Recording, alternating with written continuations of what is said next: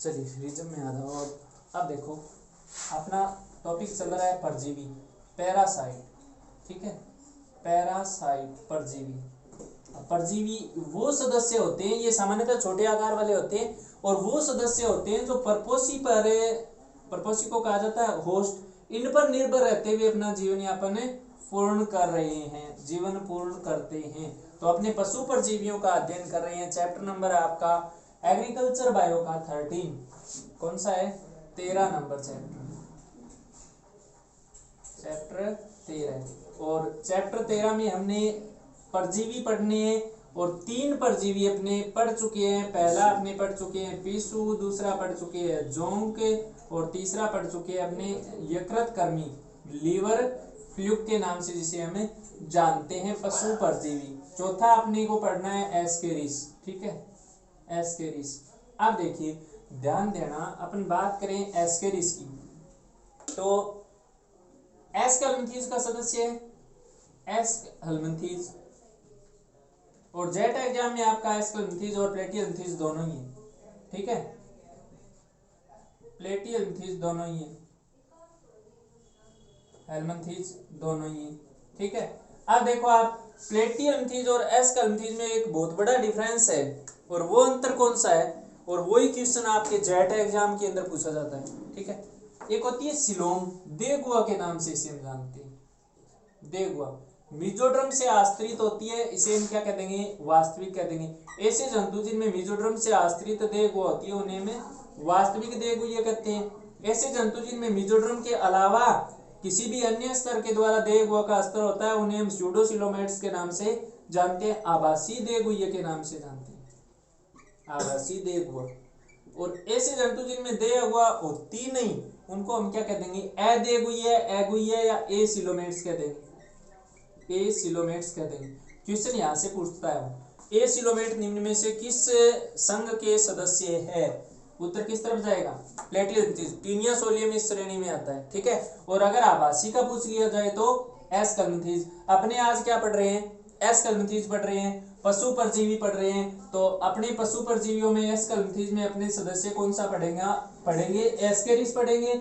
और एस्केरिस को किस नाम से जानते हैं? राउंड वर्म के नाम से जानते हैं, गोल कृमि के नाम से जानते हैं, राउंड वर्म। तो यही नाम देगा वो। निम्न में से आभासी देगुआ वाला सदस्य है, आंसर क्या आ जाएगा? एस्केरिस आ जाएगा। ठीक है, एस्केरिस आ जाएगा। तो अब समझ में आ गया आभासी देगुआ कौन सी होती है? ऐसी देगुआ जिसमें मिजोड्रम का स्तर नहीं पाया जाता। और ये प्लेटियलमिंथीज, टीनिया सोलियम वाले किस में आ जाएंगे? अदेगुए में आ जाएंगे। ठीक है, तो हेडिंग डाल लीजिए एस्केरिस।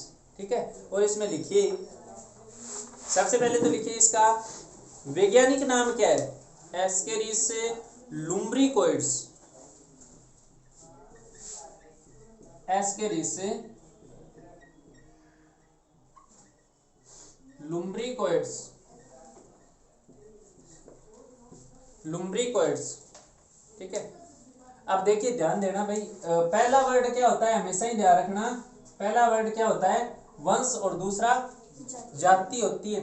एस्केरिस वंश है, लुम्ब्रिकोइड्स क्या हो जाएगी? इसकी स्पीशीज हो जाएगी, जाति हो जाएगी। अगली लाइन से लिखिए, यह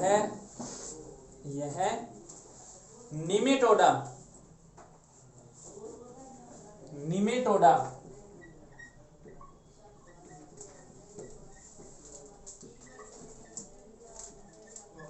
निमेटोडा या एस्केलमिंथीज, एस्केलमिंथीज संघ के एस्टेराइडिया, एस्केराइडिया गण का सदस्य है, गण का सदस्य। तो संघ इसका कौन सा हो जाएगा? एस्केलमिंथीज हो जाएगा या निमेटोड हो जाएगा, और गण इसका कौन सा हो जाएगा? एस्केराइडिया हो जाएगा। ठीक है, क्लियर है? गण इसका हो जाएगा एस्केराइडिया। अगला इसे लिखिए, कहाँ पाया जाता है? कहाँ पाया जाता है? गोलकर्मी या राउंड वर्म कहाँ पाया जाता है बताइए? मनुष्य की आंत्र के अंदर पाया जाता है। ठीक है, एस्केरियासिस रोग उत्पन्न करता है। अगला इसे लिखिए, इसे गोल कृमि भी कहते हैं, इसे गोल कृमि भी कहते हैं, राउंड वर्म गोल कृमि भी कहते हैं, जो कि मुख्य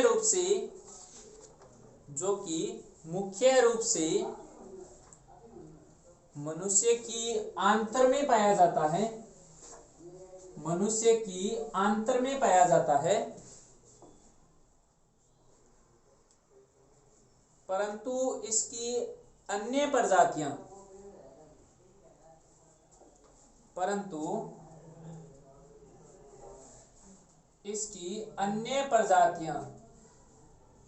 अन्य प्रजातियां सुअर, घोड़े,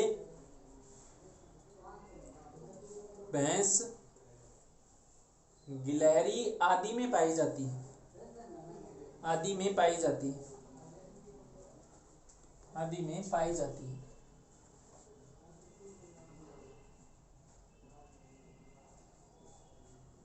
आदि में पाई जाती है। अगला आंसर लिखिए, शरीर पर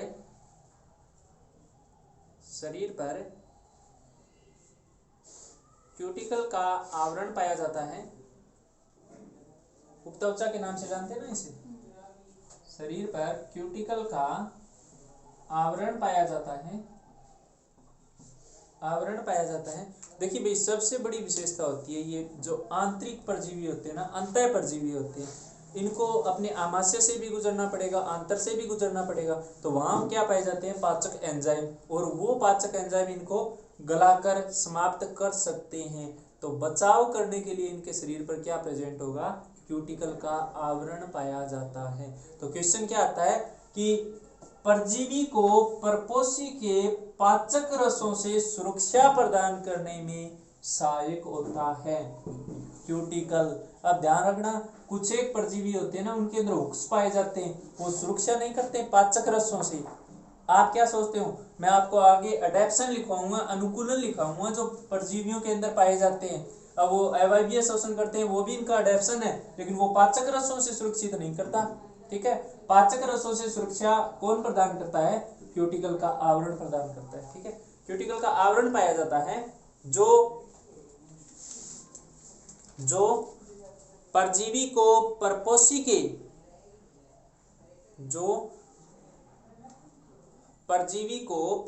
के पाचक रसों से सुरक्षा प्रदान करता है, सुरक्षा प्रदान करता है,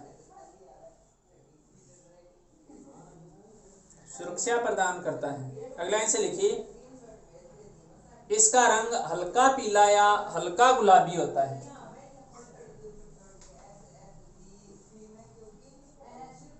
हल्का पीला या हल्का गुलाबी होता है, हल्का गुलाबी होता है, जिसके अगर छोर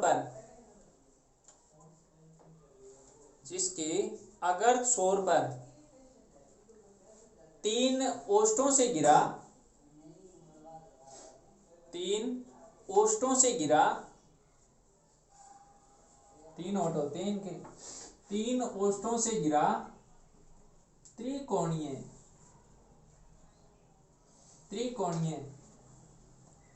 मुख पाया जाता है, त्रिकोणीय मुख पाया जाता है।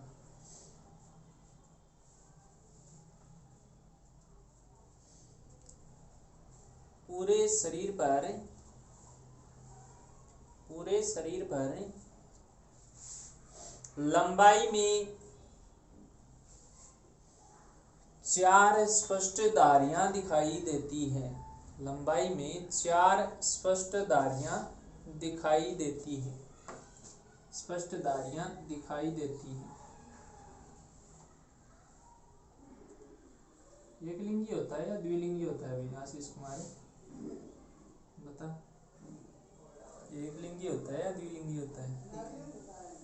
यकृत कर्मी क्या होता है, द्विलिंगी होता है, और ये क्या होता है, एक लिंगी होता है। और स्पष्ट लैंगिक द्विरूपता पाई जाती है, ये क्या होती है, ये दोनों में आपको डिफरेंस दिखाई दे रहा है ना, ये नीचे से मुड़ा हुआ है और ये सीधा है, इसे हम क्या कहते हैं, लैंगिक द्विरूपता। अब लैंगिक द्विरूपता मनुष्य के अंदर अपने मैडम आई तो आप उनकी आवाज को पहचान के बता सकते हो कि सर है या मैडम है, दाढ़ी मूंछें नहीं है उनकी, उनको पहचान के बता सकते हो, और सर की आवाज सुन के आप दाढ़ी मूंछें देख के बता सकते हो। बाहरी लक्षणों के आधार पर नर और मादा में विभेदन किया जाए ना, तो उसे हम क्या कर देंगे, लैंगिक द्विरूपता के नाम से जानते हैं, सेक्सुअल बाइमॉर्फिज्म के नाम से जानते हैं। तो इसको अपन देख रहे हैं ना, ये बाहर पीछे से मुड़ा हुआ है और ये सीधा है, जो मुड़ा हुआ है वो क्या है, नर है, और जो सीधा है वो मादा है। ठीक है, धागियां दिखाई देती है। अगला इसे लिखिए, यह एक लिंगी जंतु होता है, यूनिसेक्सुअल, यूनिसेक्सुअल, यह एक लिंगी जंतु होता है, एक लिंगी जंतु होता है जिसमें स्पष्ट लैंगिक द्विरूपता पाई जाती है, स्पष्ट लैंगिक द्विरूपता पाई जाती है, स्पष्ट लैंगिक द्विरूपता पाई जाती है। अब देखिए क्वेश्चन क्या पूछेगा, वो नर एस्केरिस तथा मादा एस्केरिस में अंतर बताइए।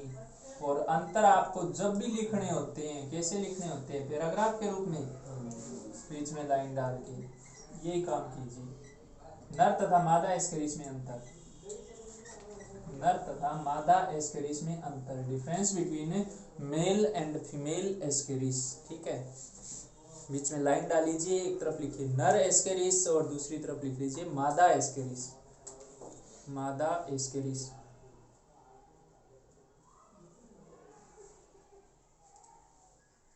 नर एस्केरिस और दूसरी तरफ मादा एस्केरिस। नर की तरफ लिखिए अपेक्षाकृत, अपेक्षाकृत लंबाई कम, लंबाई कम,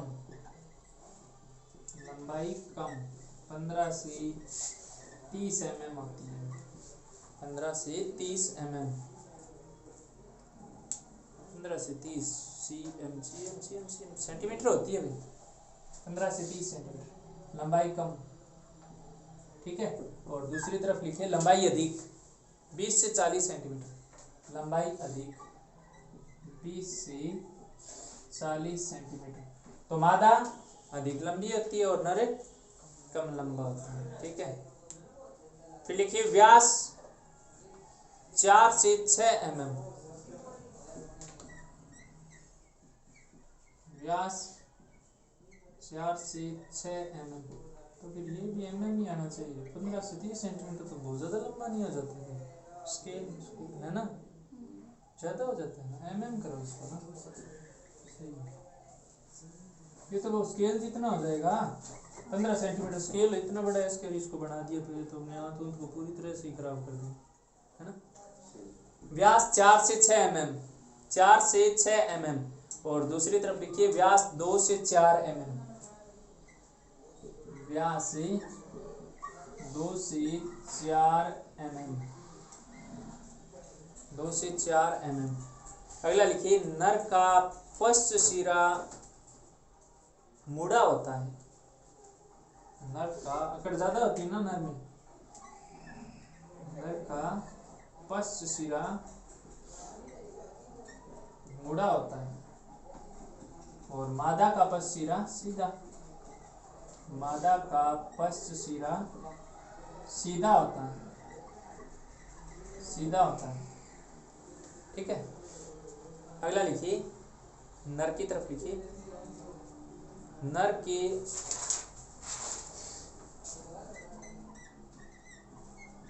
अवस्कर द्वार पर, ये अवस्कर द्वार क्या होता है ये भी आपको बताएंगे। नर के अवस्कर द्वार पर एक जोड़ी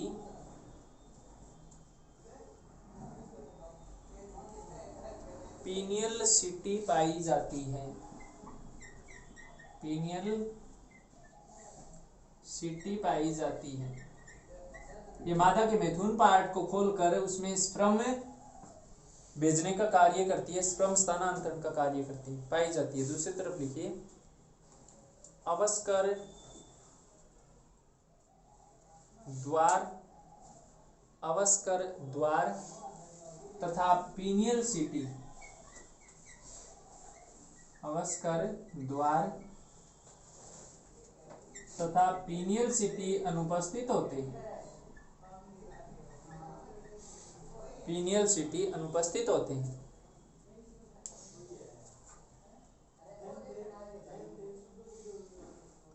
अनुपस्थित होते हैं। अगला लाइन से लिखिए जनन छिद्र या गोनोपोर, इसके लिए नर की तरफ लिखिए गोनोपोर या जनन छिद्र, गोनोपोर या जनन छिद्र नर में अनुपस्थित होता है, नर में अनुपस्थित होता है, नर में अनुपस्थित होता है। और दूसरी तरफ लिखिए मादा में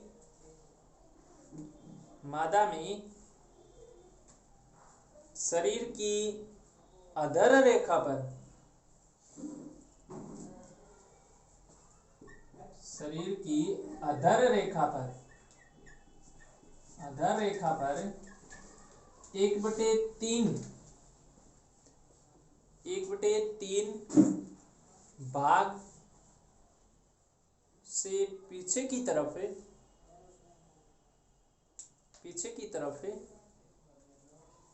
गोनोपोर या जनन छिद्र पाया जाता है, गोनोपोर या जनन छिद्र पाया जाता है।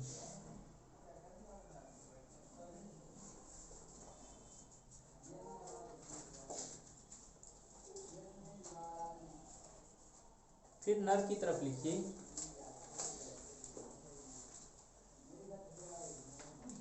मलाशय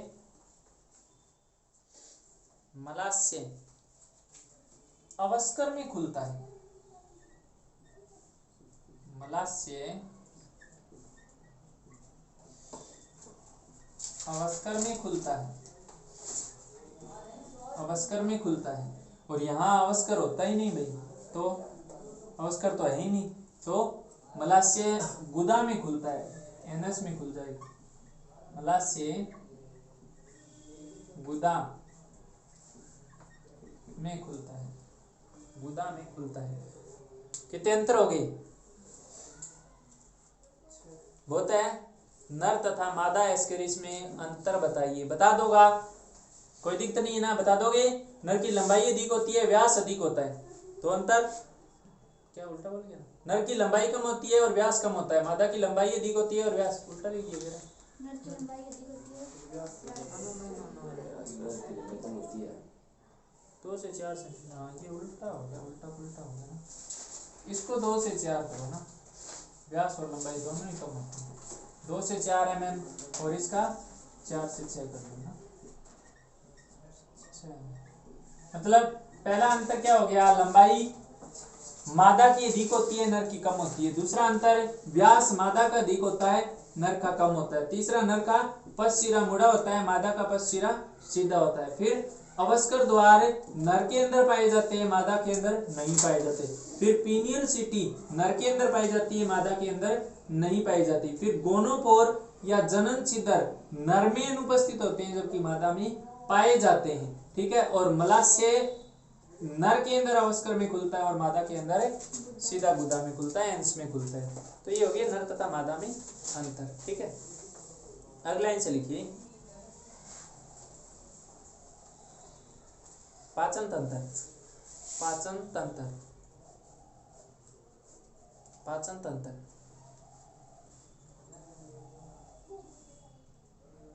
तो देखिए ये रहता कहाँ है? आंतर के अंदर। और आंतर के अंदर अपने को पता है कि भोजन है पचा पचाया मिलता है, तो इसको कहाँ पाचन की जरूरत है? सबसे सरल प्रकार का पाचन तंत्र पाया जाता है, क्योंकि मोस्टली इसको जो पोषक पदार्थ मिलते हैं वो पचित भोजन के रूप में ही मिलते हैं। तो लिखिए पाचन तंत्र के रूप में ही पाचन तंत्र के रूप में मुख प्रकोष्ठ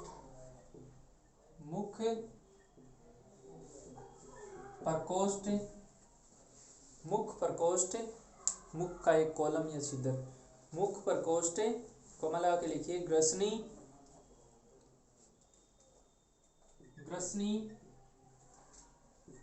आंतर व मलाशय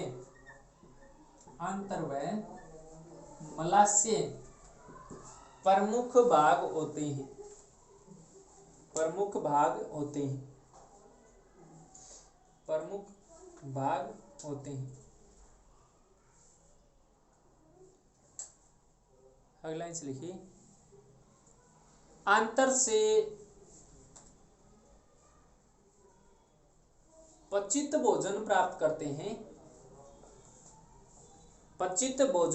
करते हैं अतः इनमें जटिल पाचन नहीं पाया जाता।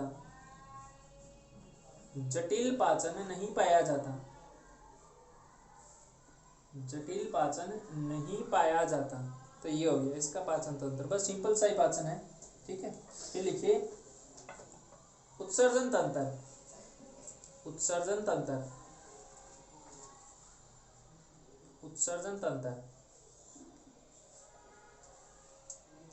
देखिए उत्सर्जित तंत्र में इसमें मुख्य संरचना कौन सी होती है? मलाशय होती है, और वो मलाशय नर तथा मादा दोनों के अंदर प्रेजेंट होता है, लेकिन ये मादा के अंदर तो सीधा ही बाहर खुलता है और नर के अंदर ये अवस्कर के अंदर खुलता है, और अवस्कर के द्वारा फिर ये अपने उत्सर्जित पदार्थों को शरीर से बाहर त्यागता है। तो लिखिए मादा में मलाशय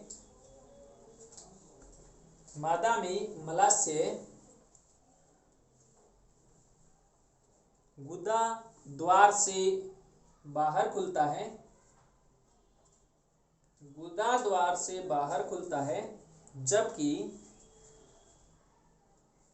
जबकि नर में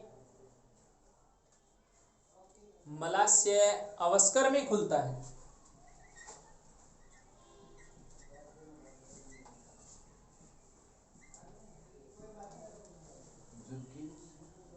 नर में मलाशय अवस्कर में खुलता है। अब ध्यान देना, ये अवस्कर क्या है? ये उत्सर्जित तंत्र और प्रजनन तंत्र दोनों की क्रिया का नियंत्रण करने वाला एक सम्मिलित छिद्र है, प्रकोष्ठ है, मार्ग है, ठीक है। तो इसमें से उत्सर्जन भी होगा और प्रजनन की क्रिया भी होती है, दोनों का सम्मिलित रूप इसके द्वारा संपन्न होता है। दोनों क्रियाएं सम्मिलित रूप से इस अवस्कर द्वार से संपन्न होती है। अगले लाइन से लिखिए श्वसन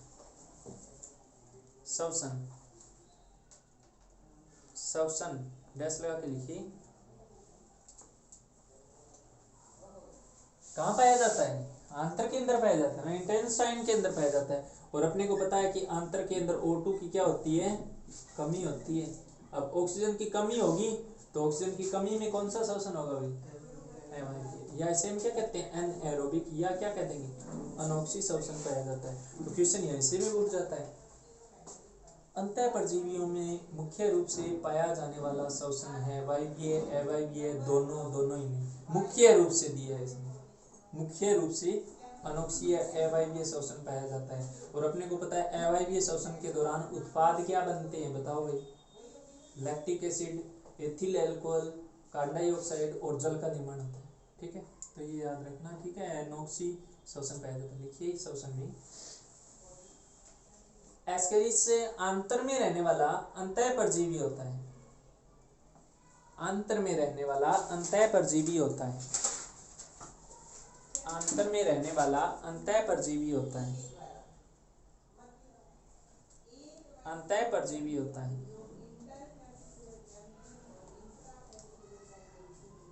जहां ऑक्सीजन की कमी होने के कारण, जहां ऑक्सीजन की कमी होने के कारण, ऑक्सीजन की कमी होने के कारण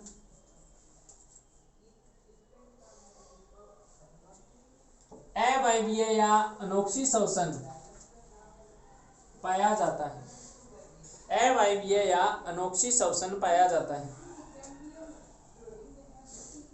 अवायवीय या अनोक्सी श्वसन पाया जाता है।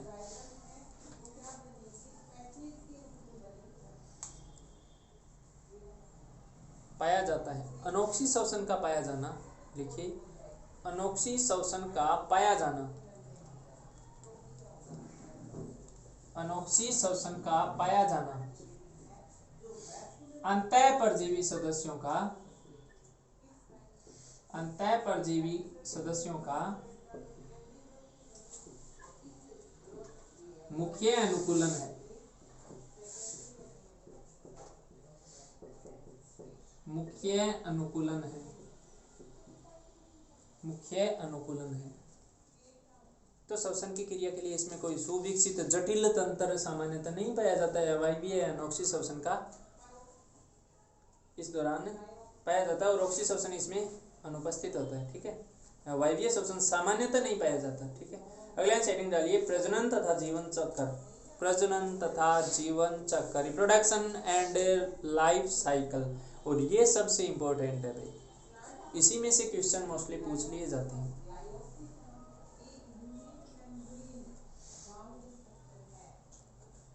अब देखिए ये पाया कहाँ जाता है, आंतर के अंदर पाया जाता है।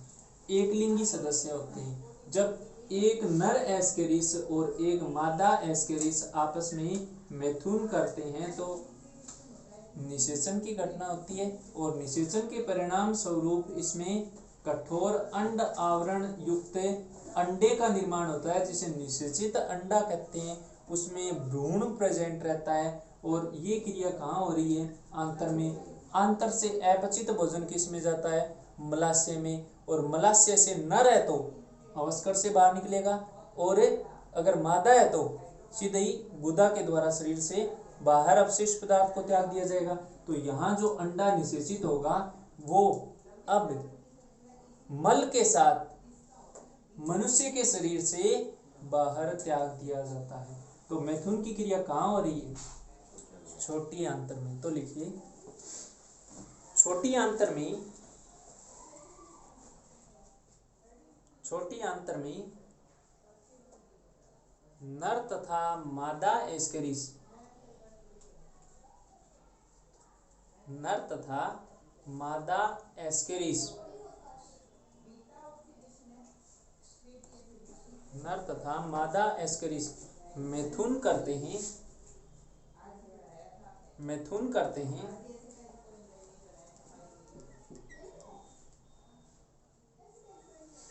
जिसके परिणाम स्वरूप,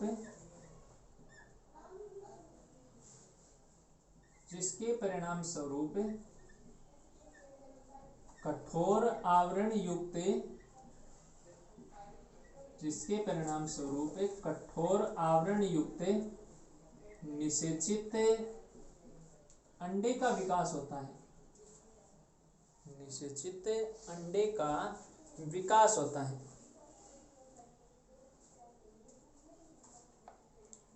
विकास होता है, जिसे जिसे परपोषी की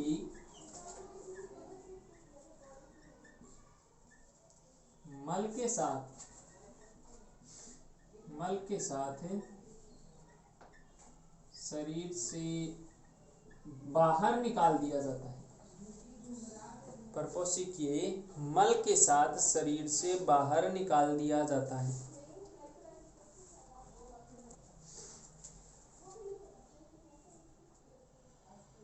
शरीर से बाहर निकाल दिया जाता है।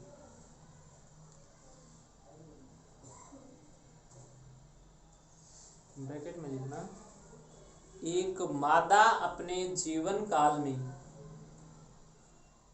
एक मादा अपने जीवन काल में 20 से 27 लाख अंडे देती है। मनुष्य में स्त्रियां अपने पूरे जीवन काल में कितने अंडे उत्सर्जित करती है भाई, क्विज का क्वेश्चन था। 40, 400, 4000, 40,000, कितने, 400। ठीक है, रज चक्र मेंस्ट्रुअल साइकिल 28 दिन की अवधि होती है। एक अंडा उत्सर्जित होगा 28 दिन में, तो 12 महीने में 14-16 कर लो, और 45 से 50 वर्ष की आयु में रजोनिवृत्ति हो जाती है, और लगभग 12-13 साल के अंदर रजोदर्शन की क्रिया शुरू होती है। बीच वाली अवधि का 14 से गुणा कर दो, लगभग 400 के समथिंग आएगा। लेकिन इसमें क्या रेंज रहती है, 20 से 27 लाख अंडे देती है। ठीक है, अगला लाइन से लिखिए, निषेचित अंडे अनुकूल ताप, निषेचित अंडे अनुकूल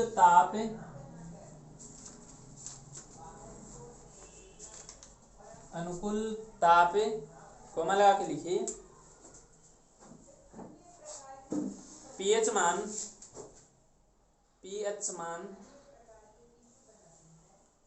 तथा नमी व ऑक्सीजन की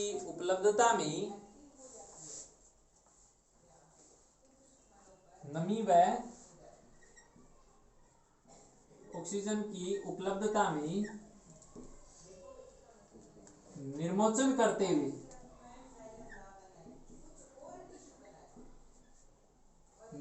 करते हुए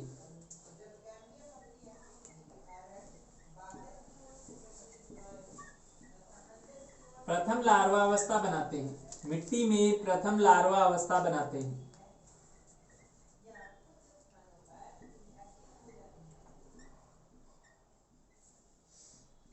मिट्टी में प्रथम लार्वा अवस्था बनाते हैं। प्रथम लार्वा अवस्था बनाते हैं। अगला लाइन से लिखिए, लार्वा की द्वितीय अवस्था, लार्वा की द्वितीय अवस्था जिसे भ्रूणयुक्त अंडा कहते हैं,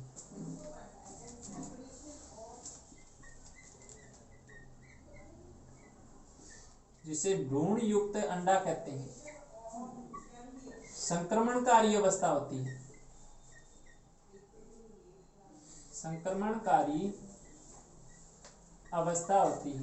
संक्रमणकारी कौन सी होती है? ऐसी अवस्था जो रोग उत्पन्न करने की क्षमता रखती है ना, संक्रमणकारी अवस्था होती है।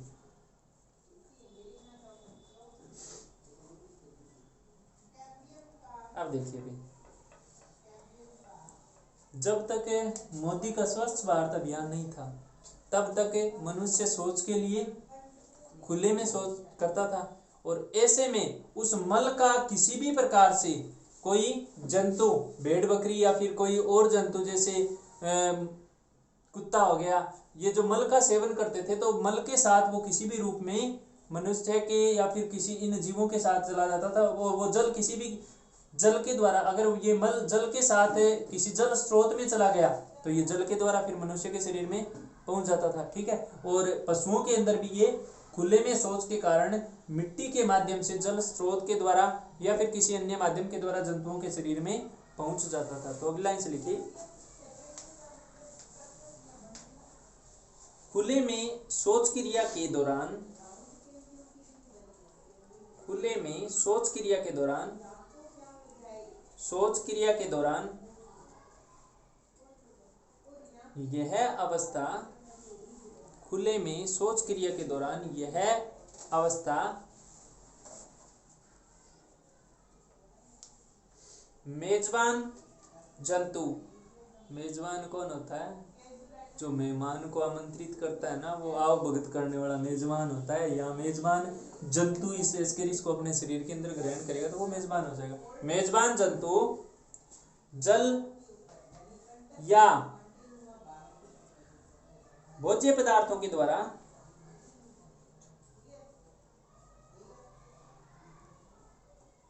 भोज्य पदार्थों के द्वारा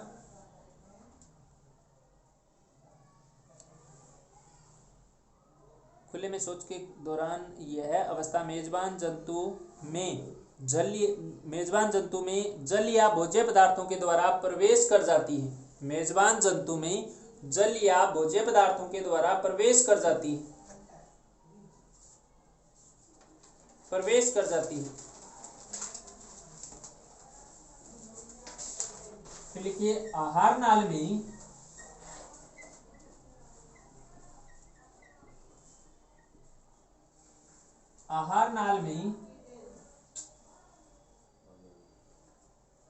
प्रवेश करने के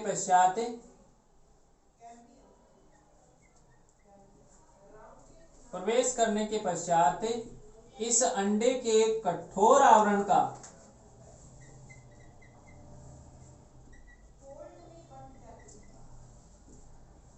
कठोर अंड आवरण का पाचन कर दिया जाता है। कठोर अंड आवरण का पाचन कर दिया जाता है। अब देखिए अंडे के अंदर आवरण है और उसको पचा दिया तो अंदर क्या है, भ्रूण प्रेजेंट है ना, तो इस भ्रूण का बाहर मुक्त हो जाएगा, ये स्वतंत्र हो जाएगा, पाचन कर दिया जाता है, जिससे लार्वा मुक्त होकर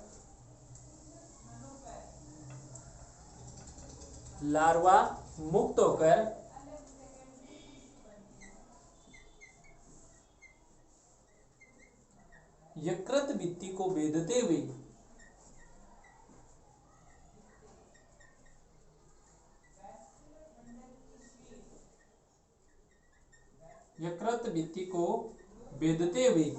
यकृत निवाहिका तंत्र में प्रवेश कर जाता है।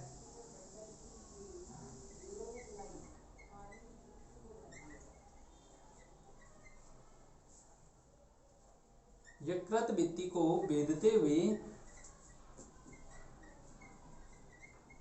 यकृत निवाहिका तंत्र में प्रवेश करता है। यकृत निवाहिका तंत्र में प्रवेश करता है।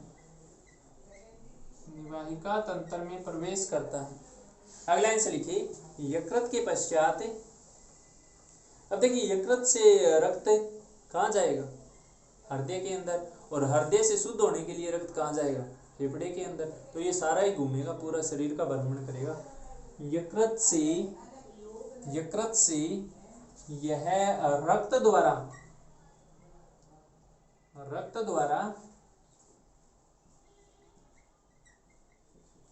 हृदय में तथा फुफ्फुस में, फेफड़ों में, फुफ्फुस में पहुंच जाता है।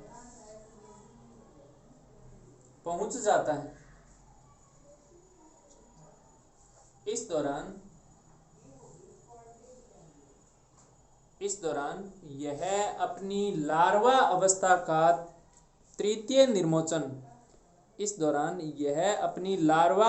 का तृतीय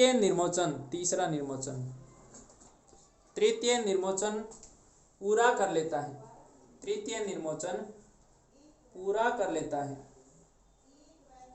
इसे प्राथमिक प्रवास कहा जाता है, प्राइमरी माइग्रेशन। इसे प्राथमिक प्रवास कहा जाता है। आप ध्यान दोगे, मिट्टी में अंडे का निर्मोचन हुआ, प्रथम लार्वा अवस्था बनी, और फिर ये निर्मोचन के द्वारा द्वितीय लार्वा अवस्था का निर्माण कर लेता है। ठीक है, और ये द्वितीय लार्वा अवस्था संक्रमणकारी होती है। यह जल या खाद्य पदार्थों के द्वारा जंतु के शरीर में प्रवेश कर गई। प्रवेश करने के बाद ये यकृत में गई, फिर हृदय में गई, और ये फिर फुफ्फुस में। यहाँ जंतु के शरीर में प्रवेश से लेकर यहाँ तक का जो मार्ग है या जो काल है, उसे ही हम क्या कह देंगे, प्रवास पथ के नाम से, प्रवास काल के नाम से जानते हैं। अगला से लिखिए। अब देखिए ये कहाँ पहुंच गया है, कहाँ तक पहुंच गया है, फुफ्फुस के अंदर। अब देखिए अपने खांसते हैं या थूकते हैं, और कई बार अपने थूक निगलते हैं, तो इन सभी घटनाओं में फुफ्फुस से वायु बाहर आती है, उसके साथ ये बाहर आ जाएगा, और बाहर थूक को निगलते हैं ना, उसके द्वारा ये किस में चला जाएगा, ग्रास नाल में। फिर ये आहार नाल में प्रवेश कर जाता है, और प्रवेश करते करते ये कहाँ पहुंचता है, छोटी आंत्र में दोबारा सेम क्रिया शुरू हो जाएगी। ठीक है, तो अगले से लिखिए परपोषी की खांसी या थूक निगलने की क्रिया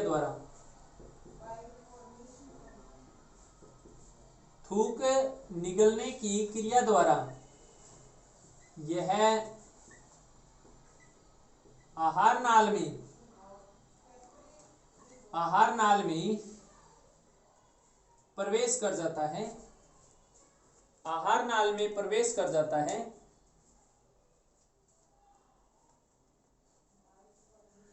तथा आहार नाल से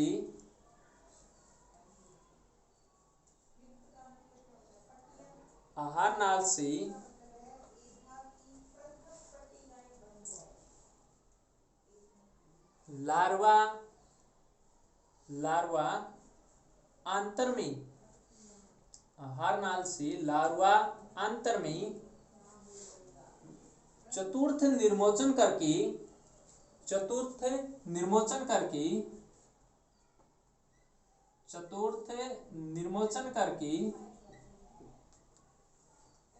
लैंगिक रूप से परिपक्व हो जाता है, लैंगिक रूप से परिपक्व हो जाता है, परिपक्व हो जाता है, परिपक्व हो जाता है तथा छोटी आंतर में मैथुन क्रिया द्वारा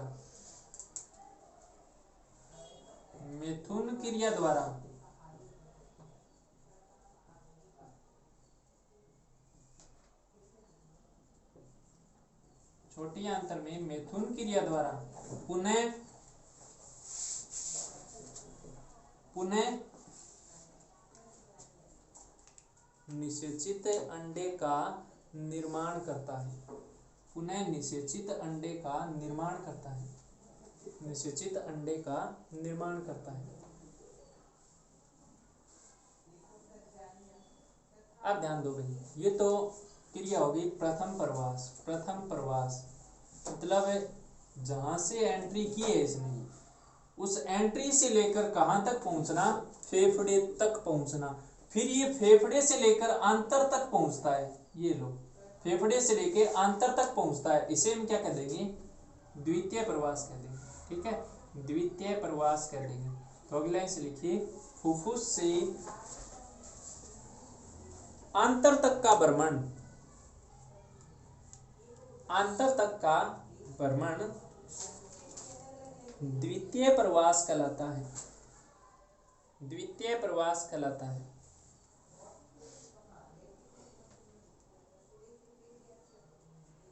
द्वितीय प्रवास कहलाता है।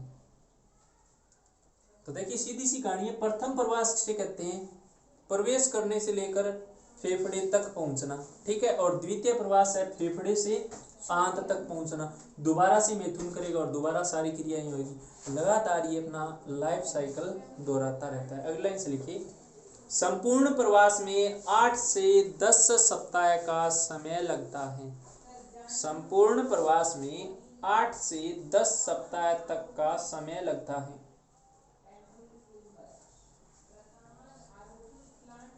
8 से 10 सप्ताह तक का समय लगता है, दोनों आ जाएंगे, प्रथम और द्वितीय प्रवास।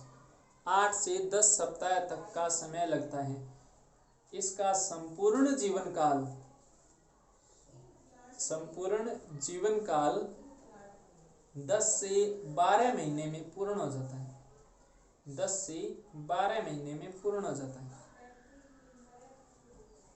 10 से 12 महीने में पूर्ण हो जाता है। तो ये हो गया इसका लाइफ साइकिल, बहुत इंपॉर्टेंट है, आपको केवल ये रेखा चित्र पढ़ना है, आपको पैराग्राफ जो मैंने लिखा है वो नहीं रटना है, इस रेखा चित्र को पढ़ के आप वर्णन कर सकते हो। दोबारा ध्यान दीजिए बोर्ड की तरफ।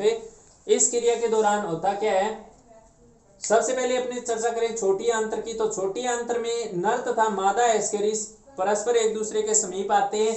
नर का जो पिलरी पार्ट होता है उसके द्वारा ये क्या करता है, पीनियल सूक जो पाए जाते हैं उनके द्वारा ये मादा के अंदर अपने मैथुन का स्त्रवण करेगा, मैथुन का ट्रांसफर करेगा, जिसके पश्चात वो शुक्राणु अंडाणु को निषेचित कर देंगे। ठीक इसी दौरान इस अंडे पर एक आवरण का निर्माण हो जाएगा और अब ये परपोषी के शरीर से बाहर मल के द्वारा त्याग दिया जाएगा।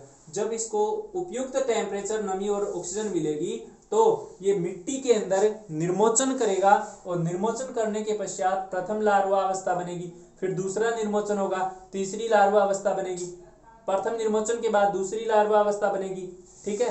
फिर द्वितीय लार्वा अवस्था संक्रमणकारी होती है, यह जल या खाद्य पदार्थों के द्वारा किसी भी जंतु के शरीर के अंदर पहुंच जाती है। अब देखिए जंतु के शरीर में पहुंची है तो ये पहले आमाशय में जाएगा, और आमाशय में अपने को पता है कि क्या होता है, पेप्सिन होता है।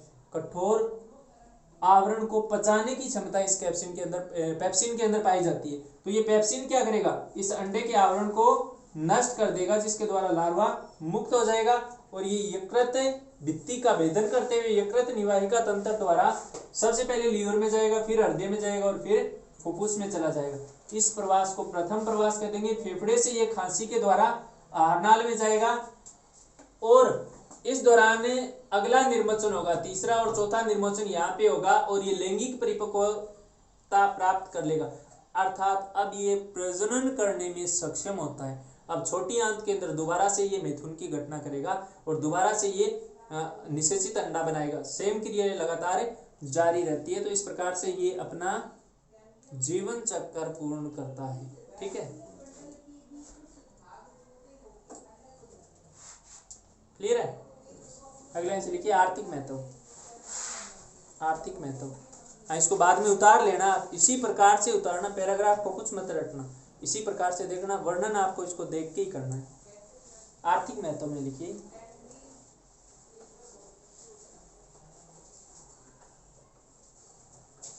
प्रयोगशाला में इसका उपयोग करते हुए, प्रयोगशाला में इसका उपयोग करते हुए, प्रयोगशाला में इसका उपयोग करते हुए, इसका उपयोग करते हुए निषेचन, विदलन तथा समसूत्री विभाजन को समझाया जाता है। समसूत्री विभाजन को समझाया जाता है।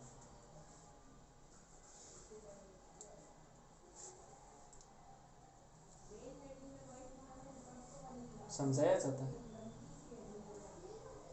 तो देखिए अपने इकोनॉमिक्स इंपॉर्टेंस के अंदर केवल फायदे ही फायदे नहीं देखते, नुकसान भी शामिल किया जाता है। तो अगले लाइन से लिखिए एस्केरिस के द्वारा, एस्केरिस के द्वारा मनुष्य में कौन सा रोग होता है, एस्केरियासिस रोग होता है। कौन सा, एस्केरियासिस, एस्केरियासिस, और ब्रैकेट में लिख लेना बच्चों में अधिक, वयस्क की तुलना में बच्चों में ज्यादा होता है। एस्केरियासिस रोग होता है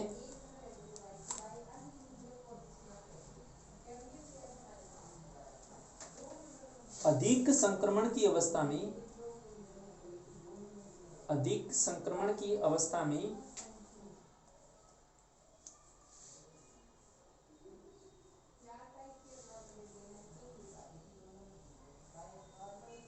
अधिक संक्रमण की अवस्था में बुखार, रक्त की कमी,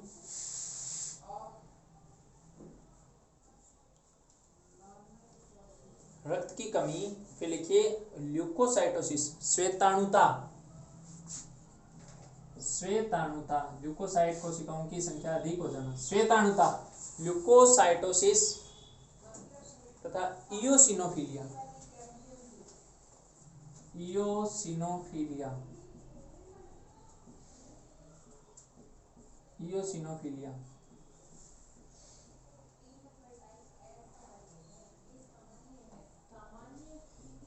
जैसे रोग हो जाते हैं, जैसे रोग हो जाते हैं, जैसे रोग हो जाते हैं।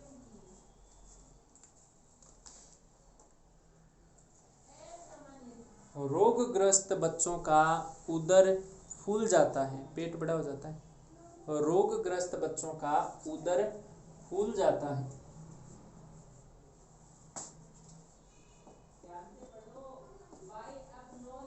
शारीरिक विकास कम हो जाता है, शारीरिक विकास कम हो जाता है। पाचन तंत्र असामान्य हो जाता है, पाचन तंत्र असामान्य हो जाता है।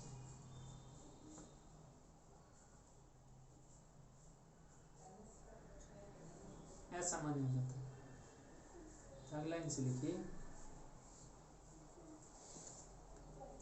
यदि आंत्र की उपकला, यदि आंत्र की उपकला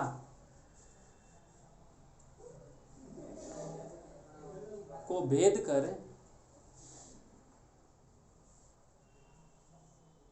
आंत्र की उपकला को भेद कर यह वृक्क किडनी, यह वृक्क रीढ़ रज्जु, रीढ़ की हड्डी के अंदर पाए जाने वाले रज्जु, रीढ़ रज्जु में पहुंच जाए, रीढ़ रज्जु में पहुंच जाए तो इनको गंभीर हानि पहुंचा सकते हैं, गंभीर हानि पहुंचा सकते हैं। देखिए, फुफ्फुस में सूजन, फेफड़ों में सूजन, फुफ्फुस में सूजन उत्पन्न हो सकती है,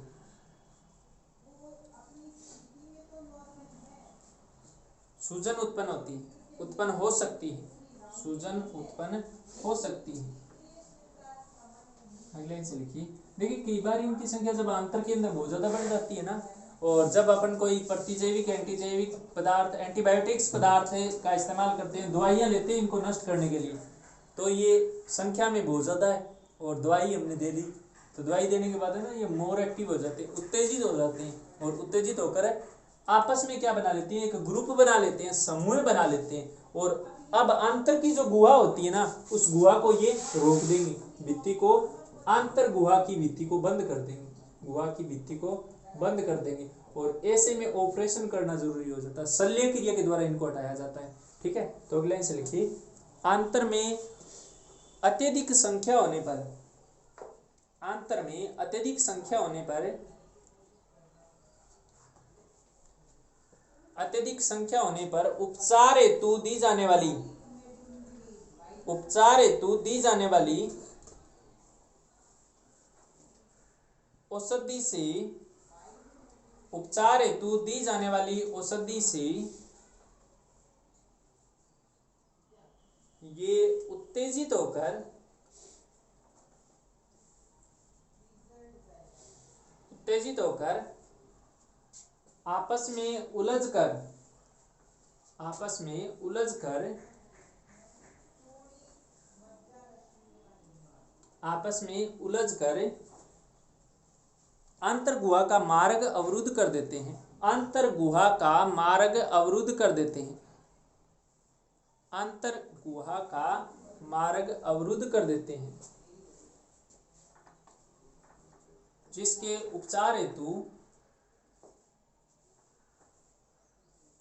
उपचार हेतु शल्य क्रिया करते हुए, शल्य क्रिया करते हुए, शल्य क्रिया करते हुए इन्हें बाहर निकाला जाता है, इन्हें बाहर निकाला जाता है, इन्हें बाहर निकाला जाता है। तो ये आपका एस्केरी से कंप्लीट हो गया अभी। ठीक है, लाइफ साइकिल आपको अच्छी तरह से रटना है, अच्छी तरह से याद करना है पूरा का पूरा लाइफ साइकिल।